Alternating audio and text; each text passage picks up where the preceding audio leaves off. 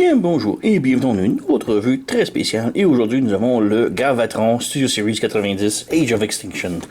Donc le premier Galvatron était une horreur de Shellformer. Donc on nous donne un nouveau ici, un petit peu mieux, pas beaucoup. Il est vraiment pas parfait.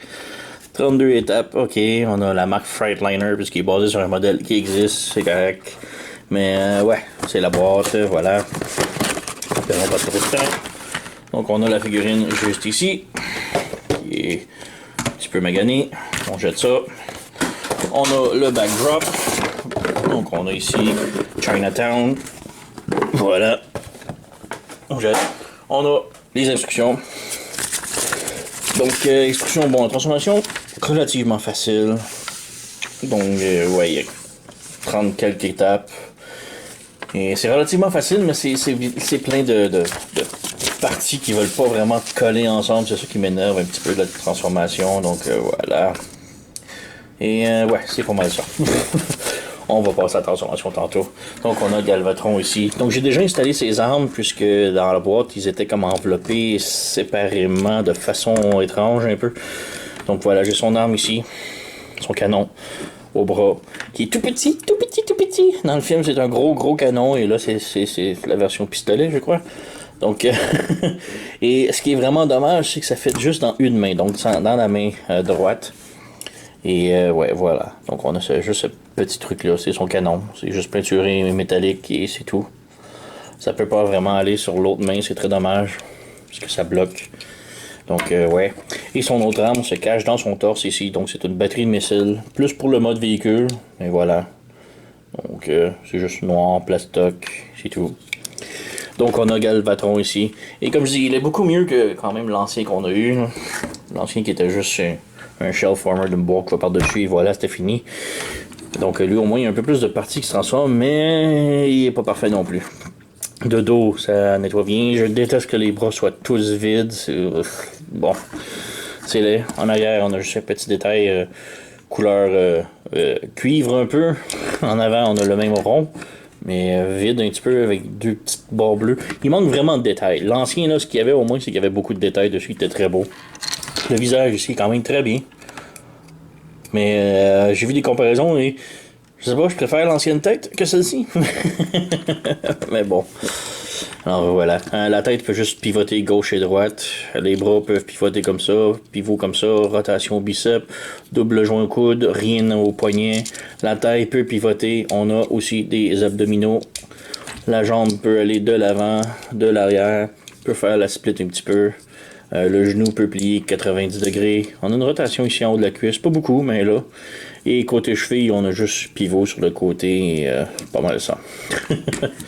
Donc, Donc, truc que j'aime pas vraiment en robot. Les roues ici, c'est des panneaux de roues.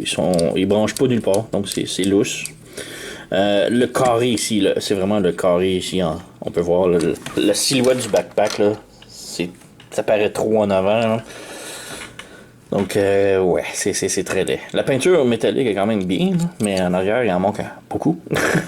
Il n'y en a pas du tout. Donc, c'est ça. Petite comparaison rapidos. On a ici Royce qui est un Deluxe Earthrise. Et lui qui est un Voyager. Donc, on peut voir qu'il y a juste une tête plus haut. Donc, c'est un petit voyageur, disons. Et on peut passer maintenant à la transformation. Donc, transformation, comme je dis, rien de très complexe. Là. On ouvre ici le torse. On s'en vient en arrière ici. On débranche c'est ici comme ça. Et là, on peut lever la tête avec tout le panneau, comme ça. Et on peut venir brancher le capot ici, comme ça. Pour les bras, on les pivote de l'autre côté et on les ramène vers le haut. Donc, on pivote de l'autre côté, on ramène vers le haut. Ensuite, on débranche, comme ça. Et on amène ici. Il faut faire attention que les pics un peu sur les épaules rentrent à l'intérieur du coupe-vent. Donc comme ça. Comme ça. Et quand que c'est bien installé, on peut maintenant pivoter les bras un petit peu vers l'intérieur.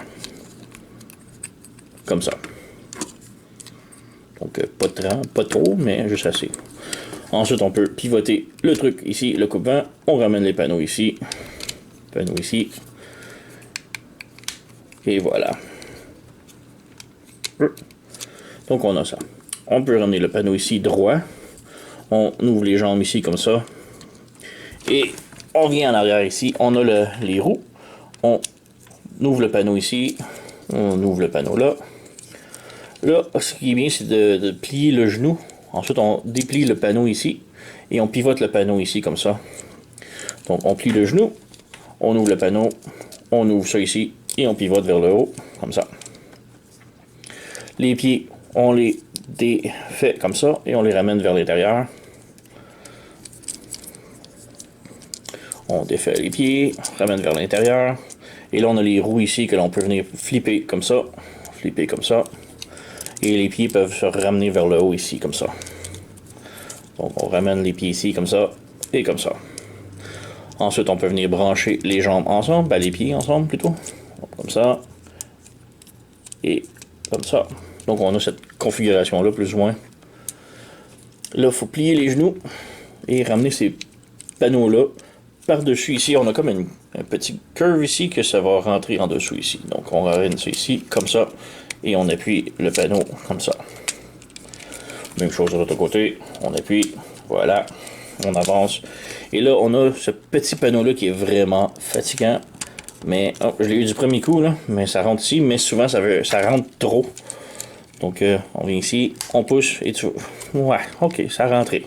Mais souvent, comme je dis, on peut le rentrer plus profondément. Donc, c'est là que ça cause problème. Ensuite, on ouvre les roues ici. Comme ça. Comme ça. On ramène le pare-choc avant, ici, on le rabaisse, comme ça. Et ce panneau-là va venir brancher sur les roues. Voilà, comme ça. Ensuite, on a les panneaux ici que l'on ferme ici. Comme ça. Et pour les pieds, on ramène. Et c'est terminé. Donc, on a Galvatron en mode camion. Et il est quand même bien. Il est tout petit, mais quand même très bien. Donc, il n'y a pas vraiment de gimmick, il roule et c'est pas mal tout. Les missiles, on peut les brancher ici sur le côté, comme dans le film. Dans le film, il sort des batteries de missiles sur ses côtés ici. Donc, on a ça. Mais si vous voulez pas les utiliser en mode véhicule comme ça, on peut les ranger. Donc, il faut enlever le panneau ici. Et là, ici, on a comme un petit cube, un petit peg carré qu'on vient brancher ici, sur ce trou-là. Donc, on vient ici, on insère, voilà, ça tient. Et là, on peut revenir brancher. Voilà. Pour ce qui est du canon ici, comme rangement, on peut rabaisser les pieds comme ça. Et là, on a comme un tab ici, que l'on vient brancher le canon, comme ça, à l'intérieur. Et là, on fait juste relever. Et voilà. Donc, on a notre canon rangé maintenant en camion. Donc, ouais, le véhicule est quand même bien. Un petit gap ici en haut qui veut pas vraiment se fermer, mais c'est quand même bien. Mais le gros problème, c'est vraiment les pieds ici. Là, c'est dégueulasse ce qui se dépasse là. C'est laid. Très laid. Et il y a rien, il y a pas moyen. On peut lever ça comme ça ou ça comme ça. Non, c'est très laid. J'aurais aimé au mieux au moins que les pieds peuvent se coucher sur le côté. Ça aurait déjà eu beaucoup plus d'allure, je trouve. Mais ouais, on peut pas. C'est ça. Faut faire ce qu'on a avec. Donc, ouais, il existe 3 modèles de Galvatron. Donc, le premier du film, celui-là Studio Series, et un third party qui est vraiment excellent, mais hors de prix. Donc, pour ceux qui peuvent pas se le procurer comme moi, on est obligé de faire avec celui-là, puisque c'est quand même le meilleur des deux, des 3, ben des deux officiels. Ouais. Donc, c'est tout. Galvatron, Studio Series, Age of Extinction, numéro 90. C'est pas une très haute recommandation pour moi. Là. C'est le mode robot, il est pas parfait. Le mode véhicule est pas parfait. Mais c'est quand même tout de même mieux que l'original. Donc, ouais. C'est une recommandation, mais contre mon gré, je dirais. Si vous pouvez vous procurer le third party, allez-y. Mais, ouais, c'est très cher. Mais, d'ici là, on a lui pour l'instant. Donc, ouais. C'est pas une très haute recommandation, mais voilà. C'est quand même mieux que l'ancien. Donc, c'est ça. Vous connaissez la chanson. Likez, subscribez, laissez un commentaire, blablabla. Moi, je vous remercie d'avoir écouté et on se revoit à la prochaine.